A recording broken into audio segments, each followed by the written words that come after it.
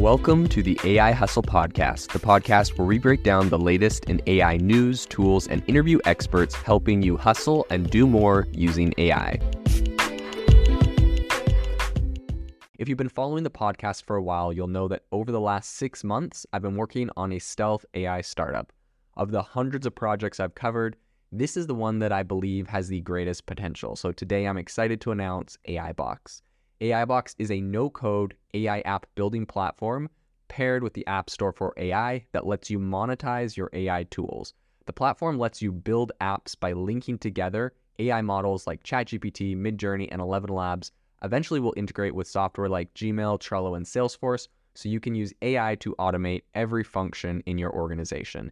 To get notified when we launch and be one of the first to build on the platform, you can join the waitlist at aibox.ai. The link is in the show notes. We are currently raising a seed round of funding. If you're an investor that is focused on disruptive tech, I'd love to tell you more about the platform. You can reach out to me at jaden@aibox.ai. I'll leave that email in the show notes. Some shocking news has recently come out about humans and our ability to detect if something was written by AI or not. And along this lines, there's also been two pieces of legislation that have one is being proposed in the US and one is just being broken or is coming out in the EU that directly, I think, impacts and is kind of addressing this one specific issue. Now, I, for one, if you listen to my podcast, I will say I am not typically super pro kind of regulating AI right now. I definitely think it's an area that needs to be looked at. I definitely think we need to be working on it. I would just worry that if we jumped the gun too quick, it could slow us down. So today on the podcast, I am going to talk about some regulation that I think actually can be helpful. I think it has some precedent and I think it has some value and is a good first step. And we're going to talk about why this is happening. So I think the first thing to bring up is the fact that a recent report just came out. If you remember, I think back in April, there was a viral game on Twitter called Human or Not. And essentially, it was one of the largest scale Turing tests to date. And it was just essentially assessing people's ability to determine between humans and AI bots. Essentially, in the game, you would have a 2-minute conversation with a bot or a human, and then you'd have to guess if it was human or not. And this resulted in over 1 million conversations, and people's guesses were all analyzed. And the results showed that only 60% of participants correctly identified AI bots. So participants very often relied on, I would say, some false assumptions there. They would expect the bots to avoid typos or grammar mistakes or slang, despite, bots being specifically trained to incorporate these features. So I think that's one way that, they got them. But the other thing I would say is this was also, 60% of participants got this right. So 40% got it wrong. But I think what's important is this was literally people being given a test and knowing that this was a test on AI or not. And I think that that's one thing and you'd actually get a lot higher. But if you just come across AI content out in the wild on the internet, an image or text, I think the likelihood of you getting that right would be much, much lower. Now, I bring all of that up because some recent regulation that was proposed in the US essentially proposes having, and this is coming from a Congressman, Richie Torres from New York, Democrat, and he is planning on introducing an AI Disclosure Act to address the risks of generative artificial intelligence. And essentially, his proposed legislation mandates that all outputs generated by AI carry a disclosure statement saying, disclaimer, this is an output that has been generated by artificial intelligence. Now, I think that this isn't very far off as far as precedent goes. His idea here is that the FTC, Federal Trade Commission, is going to be entrusted with the responsibility of enforcing this requirement. And I know I'm not a huge proponent of regulation in AI right now. I think this one actually is not bad. And the reason I say that is I believe there's precedent, coming from a marketing background. There was a lot of issues back in the past with influencers, and they would be promoting a product or talking about something they loved. And in reality, it was an ad, but they wouldn't tell you that. And so it kind of felt like a conflict of interest where they were just, maybe tricking people into using a product. Who knows if they used it or not. And so eventually that came out with the rule where you had to do #ad, or you had to pretty much tell people that something was a sponsored post. And, you see this in YouTube. It's not that clunky, but an influencer will be like, hey, I love this product. I would have, talked about it anyways, but today it's also a sponsor on the thing. So I don't know if they would have actually talked about it anyways, but, I do appreciate the honesty. And messing around with the FTC, Federal Trade Commission, is not something a lot of people want to do. So I think that this, putting it in the same kind of ballpark here for, hashtag sponsored ad or hashtag AI generated is going to be a good move. I think, if you just want people to know, if you don't want to worry about viral content going viral where people don't know it's written by AI, I've already seen like on Twitter, in the Twitter comments, when people are arguing one way or another politically, it's very prone for people to like start showing proof of like a person being bad, and they're showing like all these AI generated images, and people are arguing about them. Some people are being tricked by them. I just think it's obviously ridiculous. Like, why does that need to exist? But B, it is, some people are using it deceitfully, intentionally. And so I do think, making it legal that you have to say this was generated by AI, because essentially, this isn't like a meme. It's not like a piece of artwork. Like, people are using these to mislead people. There's images that are meant to look literal or real. And likewise, I think it's just good to have a disclaimer on content written that's generated by AI, because, if you're reading an article and it's generated by AI, you don't know if that thing's been fact-checked by humans. Maybe they have a note at the top, this was generated by AI and has been fact-checked by our experts at Healthline, blah, blah, blah, or whatever company decides to do this. I think even that would be great.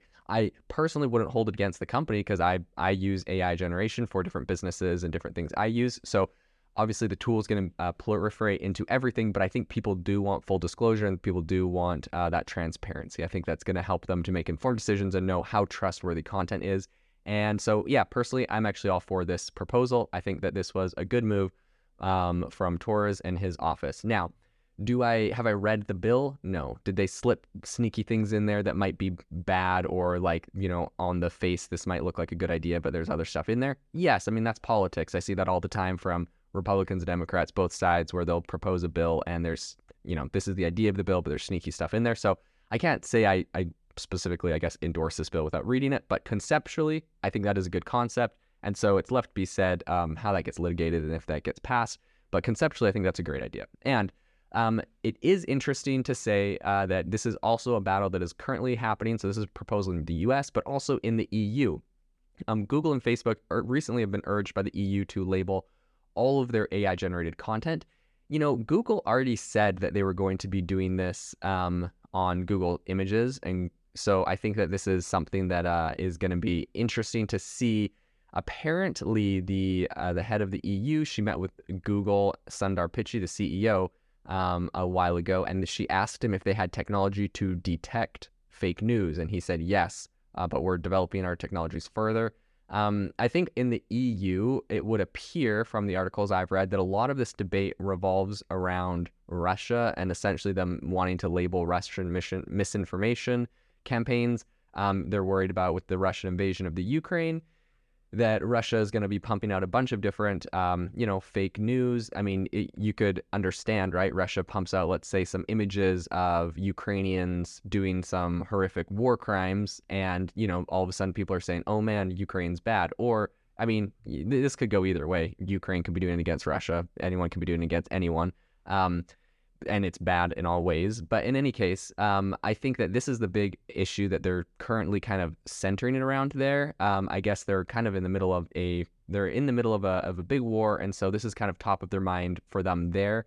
And I do think it's interesting though, because they're talking to the CEO of Google, and he says they have tools. Now, we all know there are a handful of tools. I wouldn't put it past Google to have more powerful or more advanced tools, because it really kind of undermines their search if everyone can use AI to rank things that are not true or written by AI. So I would hope Google has some good advanced tools for detecting AI and making, algorithmic adjustments based off of that. But at the same time, I am a little skeptical, just because a lot of the AI detection tools I've used are known for putting forth false positives, and a lot of them are not super accurate. Like, personally, when I want something written by AI and I don't want it to be detected, and the reason I don't want it to be detected is because I just don't want Google to algorithmically derank an article, I'm trying to write it for SEO purposes, is I will grab that, I will throw it through Quillbot, and I will have Quillbot rewrite it or whatever. And there's going to be a number of tools. So like, if all of a sudden I saw that all of the articles on my website started getting delisted from Google search results that were written by AI, I would just go find a new tool. I would just respin them. What's the difference between using that and having a actual human go and rewrite them or respin them? I mean, okay, obviously I understand the differences, but I mean, from Google's perspective, So I think it's going to be a cat and mouse game forever. Google says they have tools that detect AI, but I don't know how in depth those go. For example, I recently discovered, and this is a great ChatGPT use case, but I recently discovered that you can get ChatGPT, you can say, hey, act as a copywriter and copy my style of writing exactly. You can feed it a few articles that you've written, and then you say, write an article on XYZ topic, and it can write an article in your style. So I think that, ChatGPT says they have some things embedded in there to help you detect that was written by AI. I think the way that they put words together, they have algorithms so that you can detect that. But what's to say I go train my own model, or there's a anti-AI detection model that people have created that you could train off of your own writing style. So I think it gets kind of gray lines and blurry there, where an article was written about a certain topic by AI, but it was copying my style, and maybe I gave it 5 content pieces or sources or bits of information to write about, and it's tricky. I'll definitely say it's tricky, and detecting this is going to be really hard. It's going to be cat and mouse forever. So I don't know if this is really going to be something that can be very easily enforced. And with the false positives, right? Like if you go and say, hey, this was, all of a sudden the FTC starts, fining the Wall Street Journal because they say your article was written by AI and because it got a false positive on something. It's going to be interesting. It's going to be a little bit hairy. And I think at the end of the day, it's kind of like, influencers on YouTube can go and shout out a product and talk about it and pretend it's not sponsored, and probably nothing will happen. But on the off chance that someone finds out, or there's some controversy around it, they find out it was a sponsored post and they didn't disclose it, they would obviously get fined. Are influencers really getting fined in reality? I highly doubt. I haven't seen any big cases. I highly doubt this is a very common thing. I think it's going to be the same with AI, where it's kind of a self-regulated thing. Like, you should be a good person and denote if something was created by AI. Enforcing it will be pretty tricky. So it's going to be interesting to see if there is actually any kind of credence to this, if there's going to be actually application, and if this is actually taken or implemented. But conceptually, I think it's a good idea, because transparency, in my opinion, is always the best option. So this is going to be an interesting area to continue to follow. If you are looking for an innovative and creative community of people using ChatGPT, you need to join our ChatGPT creators community. I'll drop a link in the description to this podcast. We'd love to see you there, where we share tips and tricks of what is working in ChatGPT. It's a lot easier than a podcast, as you can see screenshots, you can share and comment on things that are currently working. So if this sounds interesting to you, check out the link in the comment. We'd love to have you in the community. Thanks for tuning in to the AI Hustle podcast. If you could do us a massive favor, we would really, really appreciate it if you could leave us a review wherever you get your podcasts. This helps people find the podcast. It helps people know this is a good place to go. And we would really, really appreciate it, as it helps us continue to bring on incredible guests and share incredible content for you to listen to.